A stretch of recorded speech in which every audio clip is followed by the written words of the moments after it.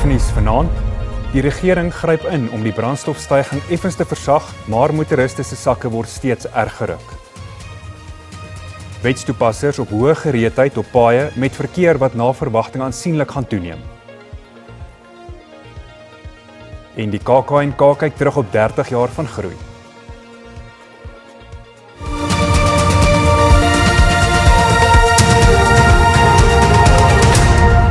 Goeienaand en baie welkom by die nuus in Afrikaans. Hoewel motoriste van môre af aansienlik meer vir brandstof gaan opdok, is hulle ergste vrese oor 'n rekordverhoging besweer nadat die regering op die laaste nippertjie ingegryp het. Petrol sal van middernag af nou R3.06 meer kos en diesel tussen R7.37 en R7.51 per liter meer. Die aanvanklike verwagting was stygings van tussen R5 en R10 weens eskalerende oliepryse en 'n verhoging in die brandstof- en padongelukke heffings wat ook die maand in werking sou tree. Om die impak te versag, het die regering egter besluit om die brandstofheffing in April met R3 per liter te sny. Parafiengebruikers word egter sleg getref met 'n reuse verhoging van R11.67 per liter. Die minister van Finansies Enoch Godongwana het die aankondiging oor die verlaging in die brandstofheffing by die Suid-Afrikaanse beleggingskonferensie in Johannesburg gedoen, enkele ure voordat die ongekende brandstofprys in werking sou tree. Godongwana sê die toegewing gaan die nasionale tesourie sowat R6 miljard in April kos. I don't even know where I'm going to find this money for now. In between, I must be working within the budget and say, how do I restructure in such a manner that I can be able to fund this thing? April alone is going to be 6 billion revenue loss. April alone is going to be 6 billion revenue loss. I don't think we can sustain it beyond June. If we do, we'll probably do it in May and June. But the numbers, even for May and June, we're still going to work those numbers up, depending on how the changes are shaping up. Die adjunkminister van Finansies, David Masondo, sê die regering probeer die lewenskoste verlaag, terwyl Amerika en Israel se oorlog in Iran en ander dele van die Midde-Ooste voortduur. First, we don't know how long will this war in the Middle East last, and then from time to time, we'll review what are the measures that we need to undertake. Die verlaging in die verwagte brandstofprysverhoging volg nadat vakbonde en sakeorganisasies druk op die regering uitgeoefen het om in te gryp om te probeer voorkom dat sukkelende verbruikers in verdere finansiële moeilikheid gedompel word. Die brandstof-kleinhandelaarsvereniging, die FRA, het motoriste verseker dat daar 'n stabiele voorsiening van petrol en diesel in die land is, ten spyte daarvan dat sommige vulstasies leegloop. Die vereniging sê die prysverhoging wat om middernag in werking tree, is besig om paniek onder motoriste te saai. Motoriste het tou gestaan by vulstasies enkele ure voor die styging van die brandstofpryse. We can't afford. We barely afford even now, so which means now a liter will cost up to R30. 'n Vulstasiebestuurder in Auckland Park, Johannesburg, sê hul voorraad vir brandstof is reeds laag. We are a bit under pressure, and we are not getting enough as expected. Normally, our tank capacity is around 23,000 a tank, of which they are not giving us enough, and it's a sign that they are struggling on their end. Sommige vulstasies in Mbombela het reeds nie meer brandstof nie. When I arrived here, they told me that the petrol is finished. It's a very big problem for us because most of us were using our cars for business. So if we don't have fuel to perform our duties, it becomes a very big problem. The petrol price is going up and it's killing us. We've been there in White River, sorry to mention the engine garage. Diesel is running out. So now I'm from work. I have to fill my car before midnight. To fill up my car with a full tank, and I also have 25 liters as well. Motoriste is ook bekommerd dat sommige vulstasies hul brandstofpryse verhoog het.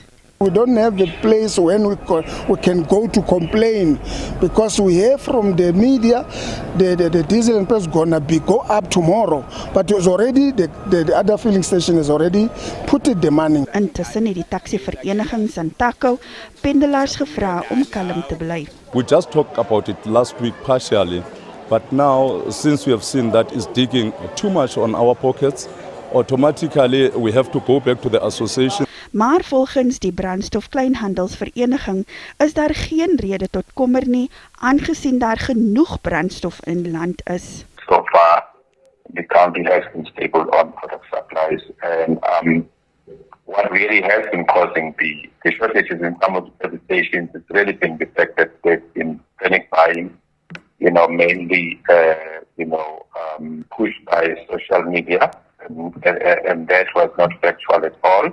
Die brandstofprys sal weer in 'n maand hersien word. Die volgende paar dae sal beslissend wees vir die voortgesette konflik in die Midde-Ooste, maar kan vererger as Iran nie 'n ooreenkoms met die VSA bereik nie. Dit is volgens die Amerikaanse minister van verdediging, Pete Hegseth. Hy het by 'n media-konferensie gepraat kort nadat president Donald Trump weer te velde getrek het teen lande wat nie die VSA wil steun in Amerika en Israel se oorlog in Iran nie. Hegseth voer aan dat die VSA reeds 150 Iranse skepe aangeval en sy B-52 bomwerpers oor Iran ontplooi het. Hegseth voer aan dat Amerika en Israel se aanvalle op Teheran die moreel van die Iranse weermag afgetakel het en dat duisende soldate gedros het. The latest intel is clear out of CENTCOM. Our strikes are damaging the morale of the Iranian military, leading to widespread desertions, key personnel shortages, and causing frustrations amongst senior leaders. Volgens Hegseth is Iran met sy rug teen die muur en is sy aanvalle op Amerikaanse basisse aan die afneem. On the battlefield, because of the latitude the president has given us, American firepower is only increasing. Iran's decreasing. We have more and more options and they have less. Hegseth sê voorts dat die nuwe Iranse regering net tot voordeel sal strek as hy instem tot Amerika se eise om die oorlog te beëindig.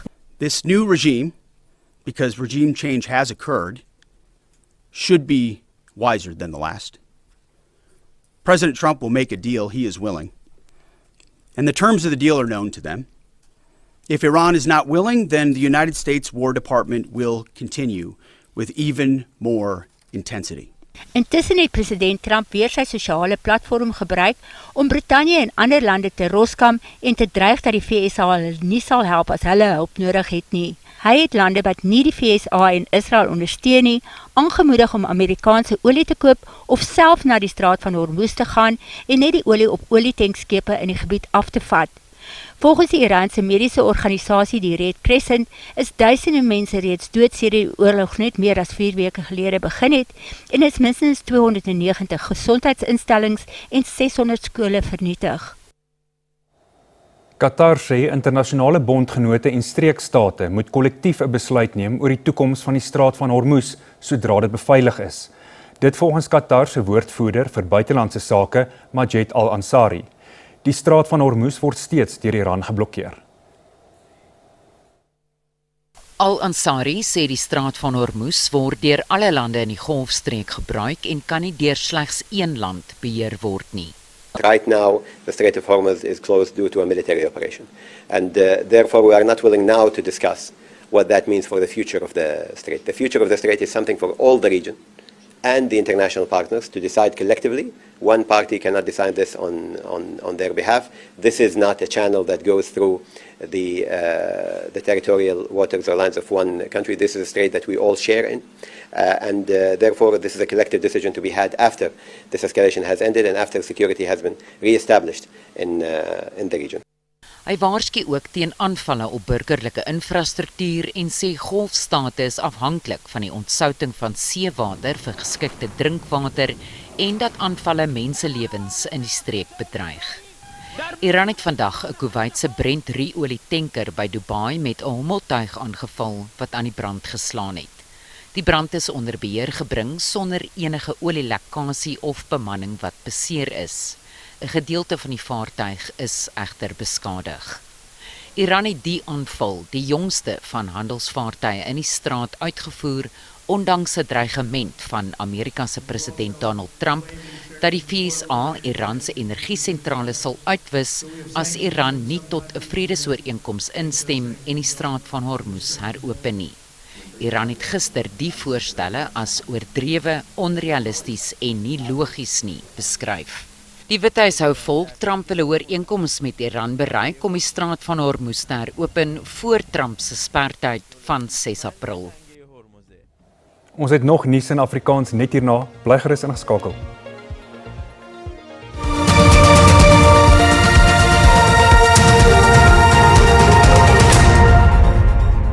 Welkom terug. President Cyril Ramaphosa het aan afgevaardigdes by Suid-Afrika se 6de beleggingskonferensie in Sandton gesê, Suid-Afrika is die grootste en mees diverse ekonomie op die vasteland. Dit ondanks voortdurende binnelandse en globale ekonomiese druk. Hy het die rol van Operasie Vulindlela uitgelig wat ekonomiese hervorming ten doel het en Suid-Afrika as 'n aanloklike beleggingsbestemming gemoderniseer het. Die regering jaag 'n teiken van R2 triljoen se beleggings vir die volgende 5 jaar.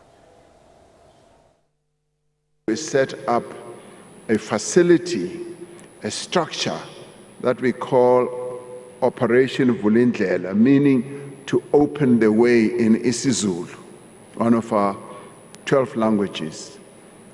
And it is a joint initiative of the Presidency, the National Treasury, bringing together all the other key departments in our government, helping us to get rid of the silo mentality that often prevails in government. And this has enabled us to implement far-reaching economic reforms for rapid growth. Its mandate is simple: to reduce the cost and the risk of investing in South Africa. Padblokkades sal hierdie Paasnaweek landwyd uitgevoer word. Die taksivereniging Santaku sê hulle gaan die wetstoepassers ondersteun. Motoriste word versoek om te verseker dat hulle voertuie padwaardig is en gereeld te rus tydens langritte. Die departement van vervoer in die Oos-Kaap is op 'n missie om te verseker dat die afname in padsterftes in die provinsie voortduur. Tydens die bekendstelling van die Paasfees padveiligheidsveldtog is 5 onpadvaardige voertuie, ongedokumenteerde voertuie en 'n dronk bestuurder in hegtenis geneem. Die LER vir vervoer sê padbeamptes is te toegeeflik teenoor oortreders. Those who need to be issued with tickets, let that be so. Those who need to be arrested, let that be so. With that, we're sending out a very clear message that there is no tolerance for lawlessness. Motoriste sê padversperrings is nodig, veral tydens spitsseisoene. They are checking everything, whether you have got the handbrake is working or everything, your indicators. So it's a good thing which they are doing. I think it's very important because it makes other motorists aware of the conditions on the road and that they must look after their vehicles, that the vehicles must be in a roadworthy condition. Die LER van vervoer in die Noord-Kaap doen 'n beroep op bestuurders om die Paasfees waaksaam op die paaie te wees. Verlede jaar se padsterftes oor die tydperk het aansienlik gedaal tot 8 vanaf 17 in 2024. Ons vra ook vir ons passasiers om die taxi bestuurders en die taxi eienaars ook met die nodige respek te hanteer, want dit is die mense wat sorg dat ons by ons werksplekke uitkom, dit is die mense wat sorg dat ons by ons families uitkom. Die Nasionale Taxi Alliansie sê hy werk saam met wetstoepassers om veiligheid op paaie te verbeter. As hulle gaan werk, dit gaan hulle baie help en dit gaan hulle ook help dat hulle se werk beter kan uitvoer. So om te rus is die beste ding wat hulle kan doen. Watertankwaans wat deur private kontrakteurs verskaf word, sal van môre af nie meer in die Tshwane Metro gebruik word nie. Die Metro se burgemeesterskomitee het 'n splinternuwe vloot watertankwaans in Mamelodi, Pretoria bekendgestel. Dit is in 'n poging om uitdagings met waterinfrastruktuurprobleme te oorbrug. Dit is ook daarop gemik om geld vir die Metro te bespaar en watertankerkorrupsie te beperk. Die nuwe vloot watertankwaans is deel van die Metro se stabiliseringsplan.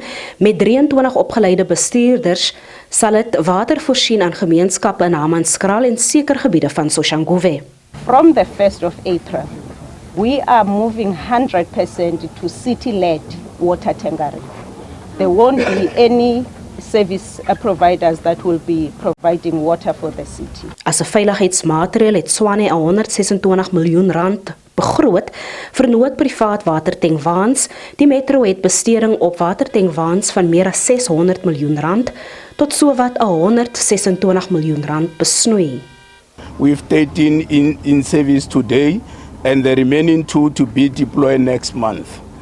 This brings the city's fleet to 41 municipal tankers and signals a deliberate shift away from an outsourced model that proved costly and difficult to manage. Die is deel van die stadsraad se kort, medium en langtermyn planne en hulle hoop om beleggers na die stad te lok.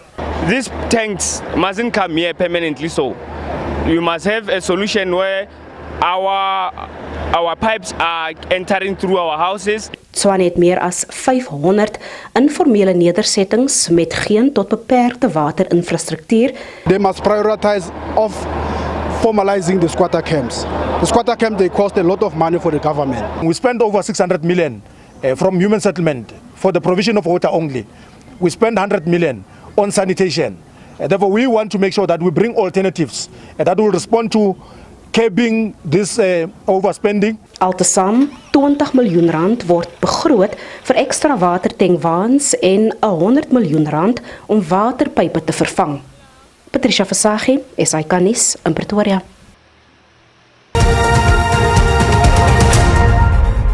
Kom ons kyk hoe die markte om 5:00 vanmiddag met die sluiting van die JSE vertoon het.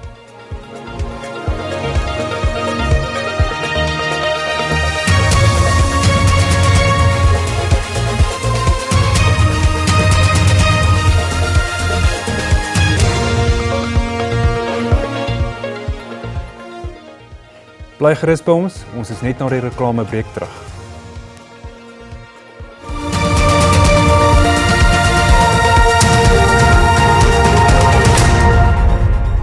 En die Klein Karoo Nasionale Kunstefees het sy 30ste bestaanjaar in Oudtshoorn gevier. Kunstenaars, vennote, jarelange ondersteuners en lede van die plaaslike gemeenskap het saamgekom om 3 dekades van kwaliteit in die Karoo te herdenk. Wat in die vroeë 90's as 'n beskeie idee begin het gegroei tot een van Suid-Afrika se invloedrykste kunstefeeste wat teater, musiek en visuele kunste help vorm het en steeds 'n groot ekonomiese inspuiting vir die streek is. Die saadjie vir die fees is in 1994 geplant deur plaaslike prokureur en kunstliefhebber Nick Barrow. Hy het destyds briewe gedikteer aan die toe-joernalis Rudie Snyman, gerig aan groot name in die kunsbedryf. Snyman was sedert daardie vroeë dae betrokke by die ontwikkeling van die KAK&K en het later tussen 2014 en 2018 as uitvoerende hoof gedien. En dit is vir my so 'n verwarming om te sien hoe die gemeenskap van Oudtshoorn in sy breë hierdie fees begin meer koester het as wat hulle dit miskien gedoen het in die goue jare van die fees, toe daar so baie inkomste te maak was daaruit. En toe die bedreiging gekom het dat die inkomste miskien nie 'n gegewe is nie, toe het hierdie gemeenskap regtig begin saamstaan. Wat hoofsaaklik 'n wit Afrikaans sprekende fees was, het oor die jare ontwikkel in 'n meer inklusiewe geleentheid. En wat plaaslike gemeenskappe aktief betrek deur projekte soos Karoo kaarte. Die bekroonde kunstenaar Amanda Strydom het die evolusie eerstehands beleef en jaar na jaar nuwe produksies na die KAK&K gebring. Dis vir my 'n groot eer om te kan sê ek was al vir 30 jaar elke jaar by hierdie fees met 'n nuwe produksie. Dit hou my skepend. Dit stimuleer my om aan te hou skep. Dit is ook by die KAK&K waar nuwe talent ontdek word en vele kunstenaars se loopbane begin het. Een van hulle is die rymkletser Early B, wat 15 jaar gelede sy eerste groot optrede hier gehou het. Ek is altyd verbaas wanneer ek sê, joh, is daar nou 'n nuwe liedjie wat ook nou saam sing, so dit is so spesiaal vir my. En KAK&K se spesiale fees van dit kyk regtig na al die kunstenaars wanneer ons praat van kunstenaars, nie net ons singers, you know. Toekomstige planne sluit die ontwikkeling van 'n permanente teater in Oudtshoorn in, waar produksies dwars deur die jaar opgevoer kan word en die kulturele voetspoor van die Klein Karoo verder sal versterk. Tanya Krause, SAK nuus, Oudtshoorn in die Wes-Kaap. En dis dan al vir vanaand. Ons is môre aan terug, selfde tyd, selfde plek. Mooi bly tot dan. Totsiens.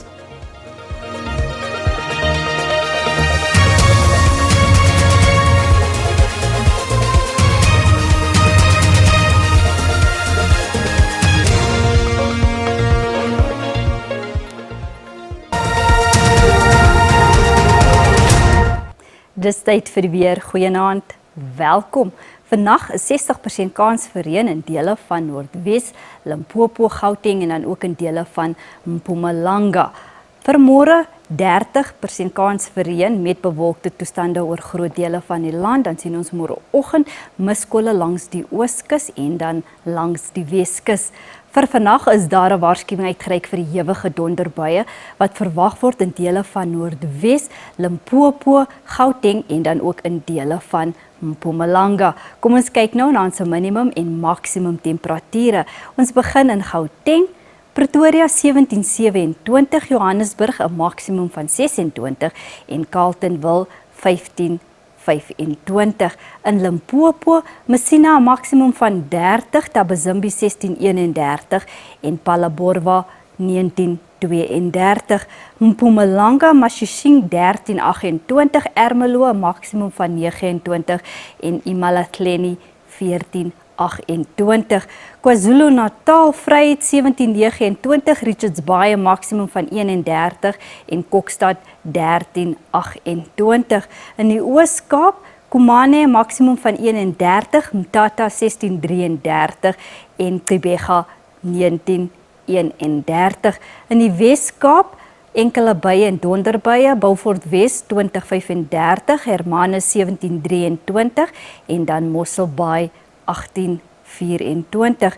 In die Noord-Kaap, enkele buie en donderbuie, Kalvinia 14:34, De Aar 'n maksimum van 30 en dan Appington 24:34. Vrystaat, Botawil 18:31, Frankfurt 13:27 en Bethlehem 13:25. Noordwes, nat in die provinsie Mahikeng, maksimum van 28 en dan Taung 'n minimum van 19 en 'n maksimum van 28. Dit is dan al van my en die weerdiens. 'n Rustige aand verder.